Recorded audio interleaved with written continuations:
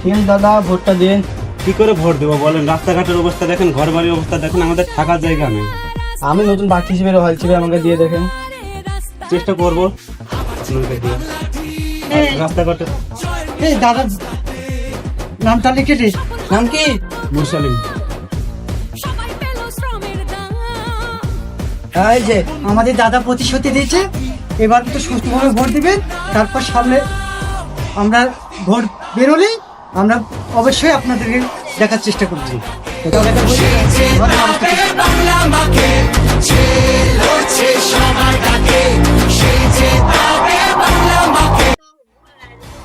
ওই দিদি বাড়িতে আছেন? হ্যাঁ বার্তা আছে, কি বলছেন? আমাদের এমএলএ সাহেব কিছু বলবেন। ভোটটা দিন। নিশ্চয়ই ভোটার লেগে এসেছে, নাম তো সব জানছে যে ভোটার লেগে এসেছে। রাস্তার অবস্থা কি? আমি নতুন মাথা পানিতে কাদাতে তো হাঁটতে পারার জন্য ঘর মানে 10 বছর হলো ঘর করেছি, ঠিক করে দিয়েছে। আমি নতুন তুমি ভোটে দেখতে পান না নতুন কিসেন? তুমি দেখতে পান না এগুলা? এমএলএ সাহেব বাড়ি আমার তো ঠিক না। তিনটা মেয়ে, ওই তিনটা মেয়ে আছে, ঘর ছাদ দিতে পারছি না। আমি নতুন হল হিসেবে দেখছি আমি। এর না পারলে বলবেন। যে আমার বাড়িতে ভোট দিয়ে যে ভোটের কথা যে বুঝবে দিদি শক্ত হন, এবারকার মতো আমার দাদা পাশ হলে আমরা কিছু দেওয়ার ব্যবস্থা করবো।